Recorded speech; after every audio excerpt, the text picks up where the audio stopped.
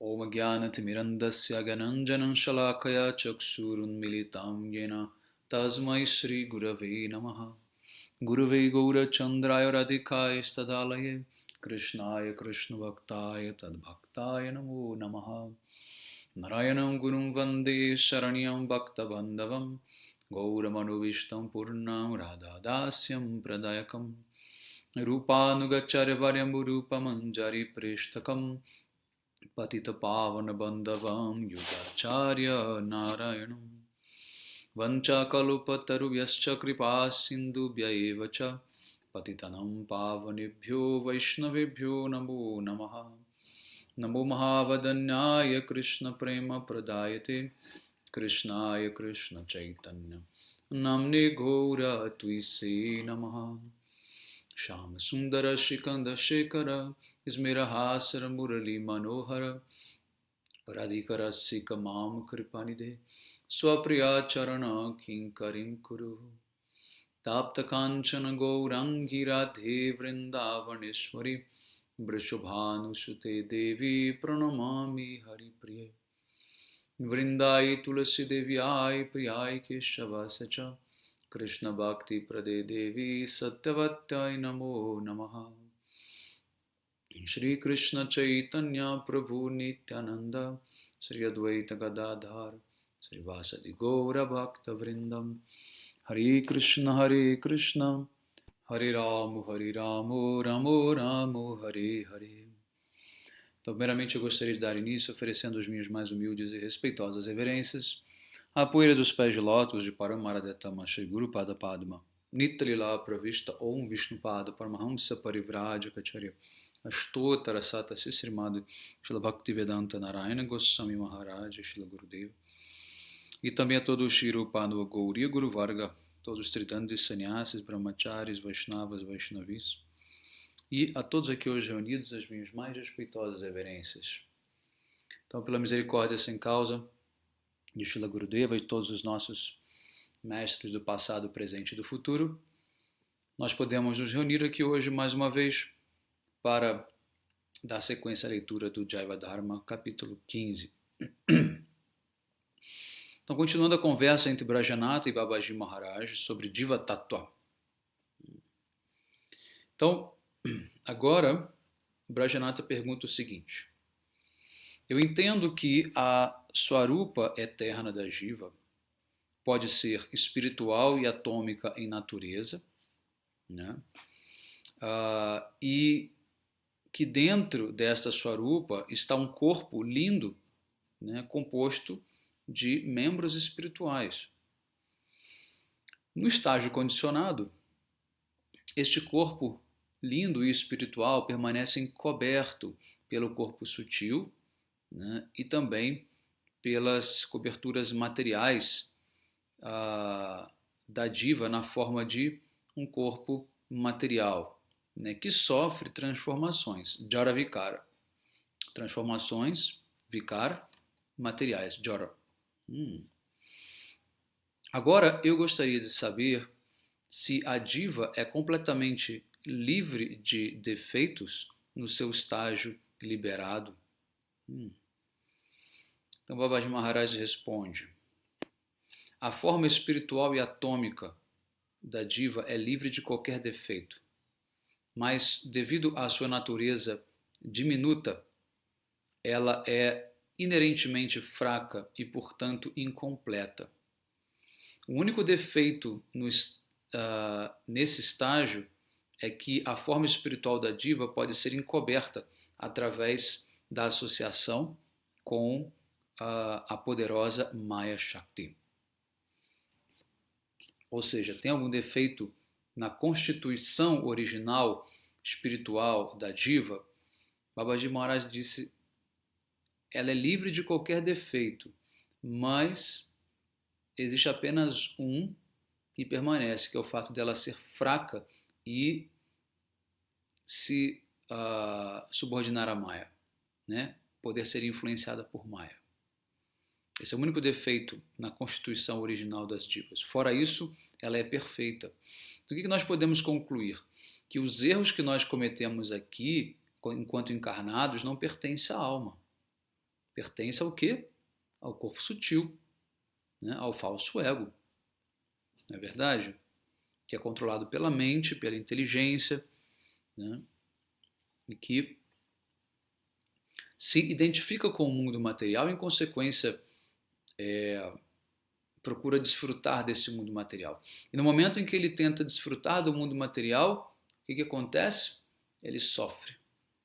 Sofre e é condenado, né, pelos seus pecados, condenado pelos seus maus atos, né, más escolhas, por uma reação natural do karma.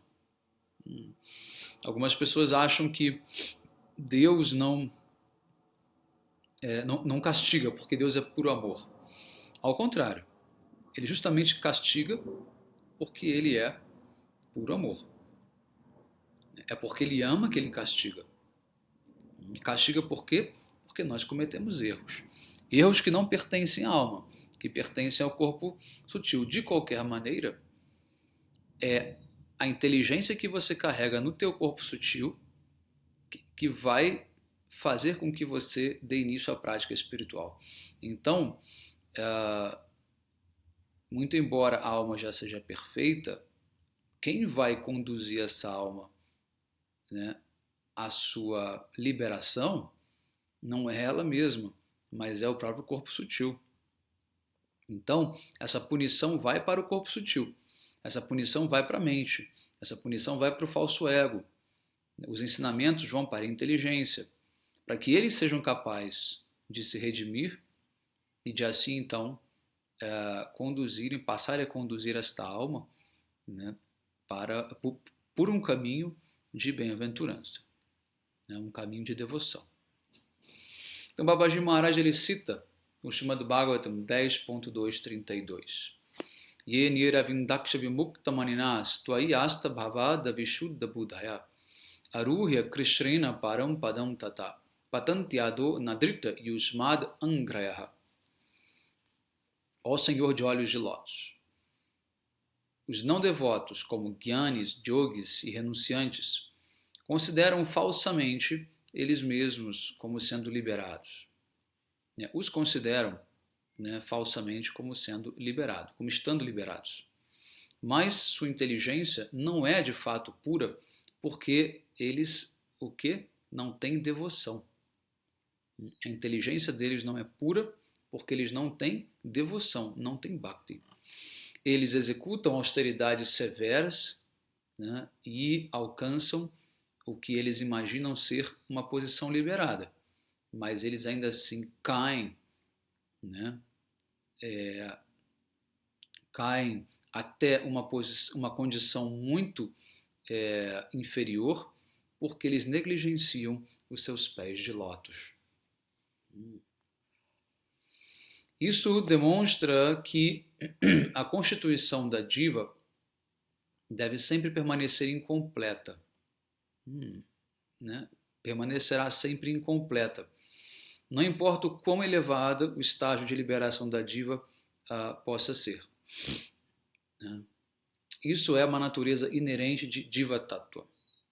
E isso existe porque está dito nos Vedas que Ishvara é o controlador de Maya, enquanto que a Diva permanece sujeita ao controle de Maya em todas as circunstâncias.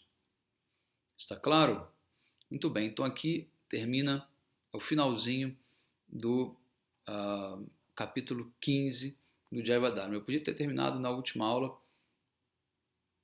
me distraí e não vi esse finalzinho. Muito bem. Então agora vamos para o capítulo 16, Prameya, que significa as divas que são possuídas por Maya. Ao ouvir a descrição iluminante, né, de Diva Tattva no Dashamula, Brajanata voltou para casa. Deitado em sua cama, ele foi incapaz de dormir e começou a pensar profundamente. Abre aspas. Eu recebi uma resposta para a questão quem sou eu? Agora eu posso entender a mim mesmo como sendo simplesmente um átomo de luz na efulgência dos raios do Sol espiritual, que é Shri Krishna. Embora atômico por natureza, eu tenho meu próprio valor inerente, um propósito, um conhecimento, uma gota de bem-aventurança espiritual. Bindu Chidgata Ananda. Minha Swarupa é uma partícula espiritual, Chitkana. Muito embora esta forma seja atômica, ela é como uma forma divina, humana de Krishna, ou seja, imagem e semelhança de Deus. Agora, eu não posso ver esta forma, e isso é um infortúnio meu. Apenas almas extremamente afortunadas podem compreender isso. É importante que eu entenda claramente por que eu sofro nessa condição desafortunada. Amanhã irei perguntar sobre isso para Sri Gurudeva. Então, percebam que já houve uma mudança no tom do Brajanata. Ele, primeiro, já recebeu as respostas que ele queria sobre a sua própria identidade, ele entendeu o que é a alma, qual é a natureza da alma. E segundo, o mais importante, ele agora está chamando o Babaji Maharaj de Sri Gurudeva. Então, de fato, ele já aceitou no coração dele Babaji Maharaj como seu Gurudeva. Pensando assim, ele finalmente dormiu por volta da meia-noite. Mas antes mesmo do amanhecer, ele sonhou que havia deixado a sua família e havia aceitado as vestes de um Vaishnava. Quando ele despertou, ele pensou radiante, me parece que Krishna logo logo irá me tirar deste samsara. Então ele tomou aquele sonho dele como sendo algo premonitório, de que ele logo logo iria se tornar um renunciante. Na manhã seguinte, enquanto ele estava sentado no banco, alguns estudantes se aproximaram dele. Oferecendo-lhe respeitos, eles disseram: por um longo tempo você nos ensinou de maneira incrível, e sob a sua orientação nós aprendemos assuntos muito profundos pertencentes ao Nyaya. Nós esperamos que você também nos instrua sobre o Nyaya Kusumanjali. Então os alunos dele vieram, se aproximaram e pediram que ele continuasse os instruindo sobre o Nyaya, a lógica. Com grande humildade, Brajanada então respondeu: meus queridos irmãos, eu estou inapto para ensinar a vocês qualquer outra coisa a mais, porque eu não posso mais fixar a minha mente no ensino, como antes. Eu decidi seguir um outro caminho. Devido a essas circunstâncias, eu sugiro que vocês estudem sob a orientação de um outro professor. Quando eles ouviram isso, os estudantes ficaram muito tristes. Mas, como não havia mais nada que eles pudessem fazer, gradualmente, um por um, foi embora. Naquele momento, o Sri Chaturbhuja Mishra Ghataka veio para a casa de Brajanata apresentar uma proposta para o seu avô sobre o casamento de Brajanata. E ele disse: eu estou certo que você conhece Vijayanatha Bhattacharya. Sua família é muito boa e muito bem respeitada. Então será um excelente par para você. Mais importante, esta garota ela é qualificada e muito bonita. Do lado dele, Bhattacharya irá colocar algumas condições para o casamento da sua filha com o Brajanata. Mas ele está pronto para casá-la né, se você assim concordar. Ouvindo a proposta, a avó de Brajanata ficou muito, muito empolgada, mas Brajanata ficou insatisfeito dentro de si. E ele disse: "Ó meu Deus, minha avó está arranjando o meu casamento enquanto eu estou planejando deixar a minha família e este mundo. Como eu poderia ficar feliz com essa conversa sobre matrimônio agora?" Mais tarde, então, houve uma grande briga, né, uma grande discussão entre eles, né, sobre este assunto. A mãe de Brajanata, a avó dele, né, e outros parentes mais velhos ficaram de um lado, enquanto do outro, completamente sozinho, apenas Brajanata. As senhoras insistiram por diversos meios que Brajanata deveria se casar, mas ele não concordou.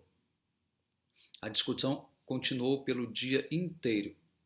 Por volta do fim da tarde, né, começou a chover fortemente, né, de tal maneira que choveu forte pela noite toda. Sendo assim, Brajanata não pôde ir para Mayapur naquele dia.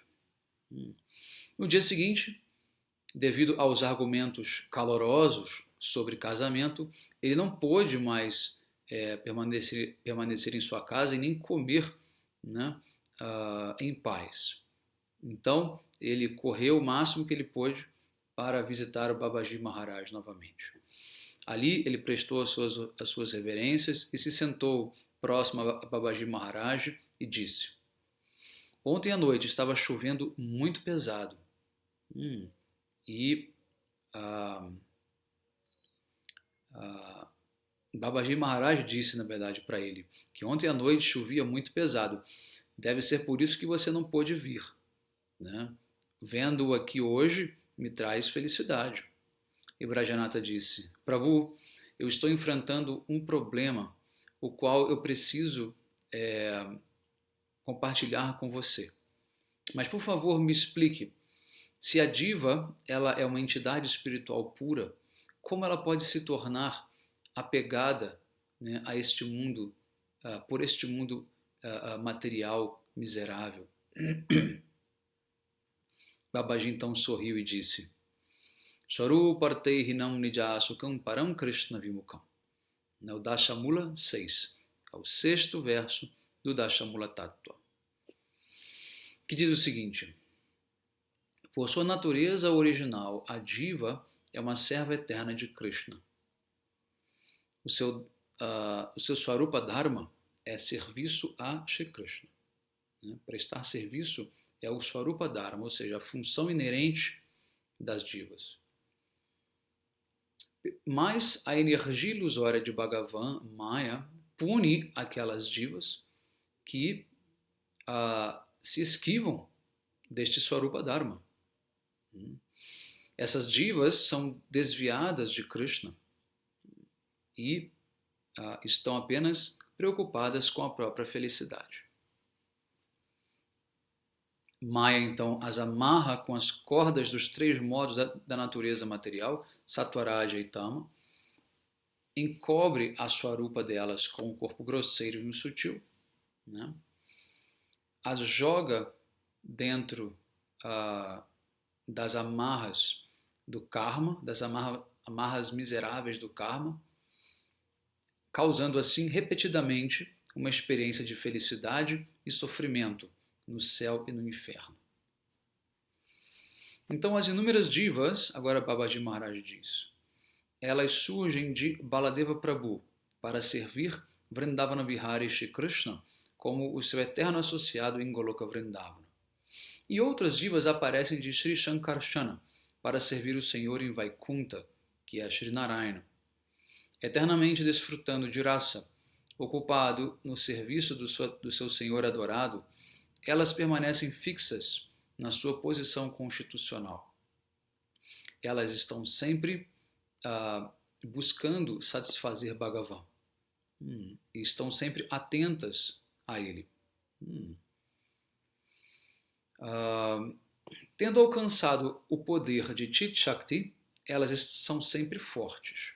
Elas não têm nenhuma conexão com a energia material. De fato, elas não sabem se existe, né, uma energia ilusória chamada de Maya ou não.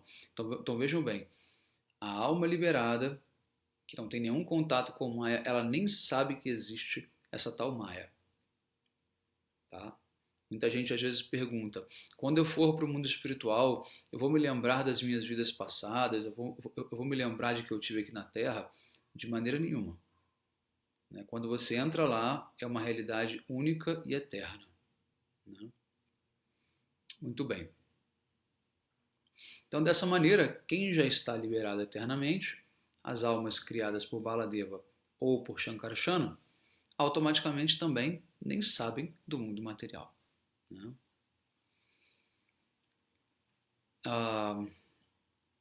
Porque eles residem no mundo espiritual, Maya está muito distante deles e não os afeta de maneira nenhuma. Sempre absortos no serviço bem-aventurado do seu mestre adorado, do seu Senhor adorado, elas estão eternamente liberadas desta felicidade e deste sofrimento materiais. Suas vidas são apenas amor, e eles não têm nem mesmo consciência do que é miséria, morte e medo. Existem também inúmeras divas atômicas e conscientes que emanam dos raios de Karandakashai Mahavishnu, né, do seu olhar, né, quando ele os lança sobre Maya Shakti. Porque essas divas estão situadas próximas de Maya, elas percebem, né, os seus efeitos. Muito embora todas elas tenham qualidades de uma diva, que, como já descrevemos, né, por conta dela ser diminuta e marginal, ou seja, fronteiriça, elas às vezes olham para o mundo espiritual e às vezes para o mundo material. Nesta condição marginal, a diva ela é muito fraca, porque neste momento ela ainda não alcançou a força espiritual pela misericórdia do seu objeto de adoração, Seva Vastu. Ou seja, enquanto você ainda não teve a misericórdia de Krishna, você ainda é muito fraco, você está suscetível às influências de Maya. Dentre essas ilimitadas divas, aquelas que querem desfrutar de Maya tornam-se envolvidas com com a gratificação grosseira dos sentidos mundanos e entram no estágio de Nityabada, eternamente condicionado. Eternamente aqui entre aspas, né? Por outro lado, as divas que executam Chid Anushilanam de Bhagavan, ou seja, executam atividades favoráveis a Bhagavan, recebem uma Shakti espiritual, Chit Bala, por misericórdia dele, e entram então no mundo espiritual. Baba é uma grande boa fortuna nossa, que nós nos esquecemos, um grande infortúnio nosso, que nós nos esquecemos do nosso serviço a Shri Krishna. E, portanto, ficamos presos aqui nas amarras de Maya. Somente porque nos esquecemos de nossa constituição original é que agora estamos nessa condição deplorável. O Vrajanatha diz: Prabhu, eu entendo que essa posição marginal da diva é estar situada na Tatashta Swabhava, ou no limiar, né, do mundo espiritual e material. Por que algumas divas vão para lá, para o mundo... Por que algumas divas vão de lá para o mundo material, enquanto outras vão de lá para o mundo espiritual? Essa é uma pergunta muito, muito importante. É um dos pontos altos do Diva Tattva. eu vou reformulá-la para vocês entenderem. A pergunta é, em outras palavras, no momento em que a diva é lançada pelo olhar de Mahavishnu, né, pelos raios do olhar de Mahavishnu, que foi o que ele falou no parágrafo anterior, para fora do corpo de Mahavishnu, né, algumas automaticamente vão para o mundo espiritual, enquanto outras vêm para o mundo material. Né? Por que isso ocorre? Brajanata pergunta. Babaji diz: as qualidades de Krishna também estão presentes nas divas, mas apenas em uma quantidade ínfima. Krishna é supremamente independente. Então, o desejo de ser independente está também eternamente presente nas divas. Quando a diva usa a sua independência corretamente, ela permanece favorável a Krishna. Mas quando ela o utiliza de maneira equivocada, ela então se torna aversa ou indiferente a ele. E apenas essa indiferença que abre espaço, que dá lugar para o desejo no coração das divas de desfrutar Maya. Porque Krishna tem essa qualidade de ser o desfrutador. Então, se a diva tem também essa qualidade, no momento em que ela entra em contato com Maya, ela acha que aquilo é para ela desfrutar. Digamos que não é, na verdade, quase que nem culpa da diva, porque se ela não teve um conhecimento prévio sobre Krishna, ela não fez uma opção, né, de desfrutar ou de servir. Ao contrário, ela foi automaticamente levada a desfrutar. É uma condição inerente dela. Faz parte da natureza dela, porque Krishna também tem essa natureza de desfrutar. Porque Krishna é o centro de tudo, toda diva acha que ela também é o centro de tudo. Quando uma criança começa a crescer, ela acha que ela é o centro de tudo. Ela acha que o mundo inteiro gira ao redor do umbigo dela. Né? Então, conforme ela vai crescendo, se ela não abandona essa concepção, ela cresce um adulto extremamente desequilibrado, né? Cheio de manias, enfim, egoísta, né? Arrogante, porque quer ajustar o mundo ao seu desejo. Né? E não é bem assim que a banda toca. Né? Então percebam o conflito de interesse.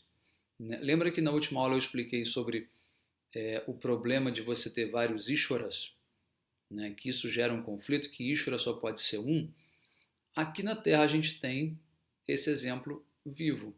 Nós temos várias divas achando que elas são Ishvara, que elas são o controlador supremo.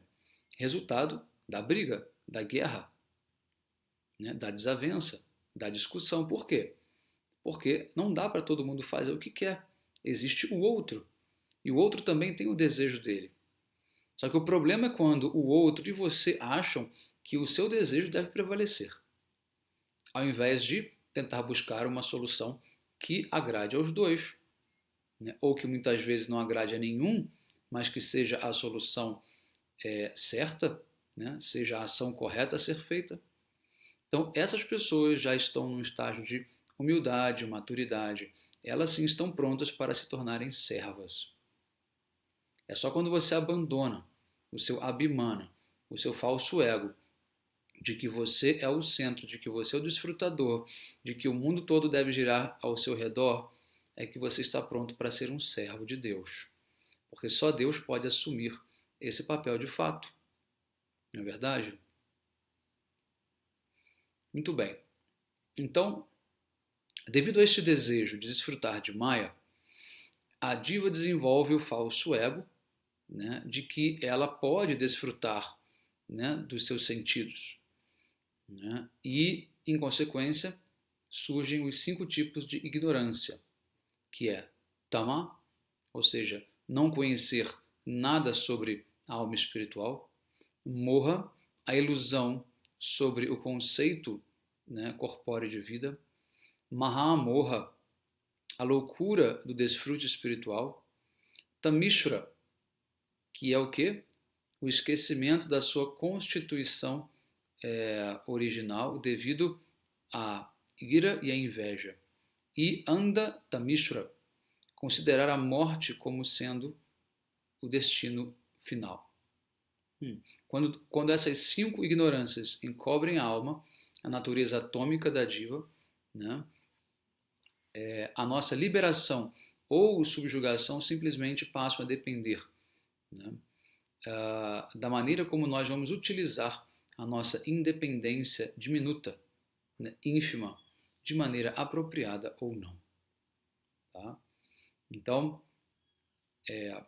dessa maneira, é isso então o que acontece com as almas. Tá? Mas você pode perguntar, então a alma não tem culpa, né, dela se identificar com o mundo material, né, e do seu próprio sofrimento. Sim, por um lado sim, mas por outro lado tem também. Por quê? Porque na medida em que ela não gosta do sofrimento, ela gosta do desfrute. Então, quando você, por um lado, reclama do mundo, mas ao mesmo tempo continua interessado no mundo, continua querendo achar que o mundo vale a pena, você está assumindo o ônus e o bônus. Então, não é só uma coisa, são as duas coisas.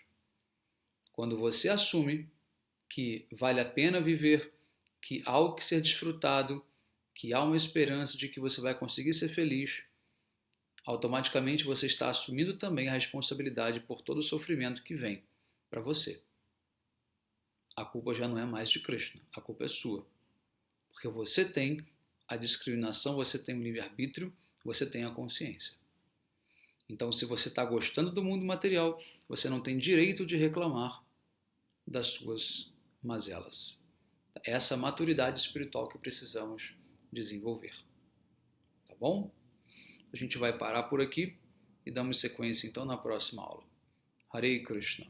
Vancha kalpatarubhyascha kripa sindhubhyaiva cha patitanam pavanebhyo vaishnavibhyo namo namaha.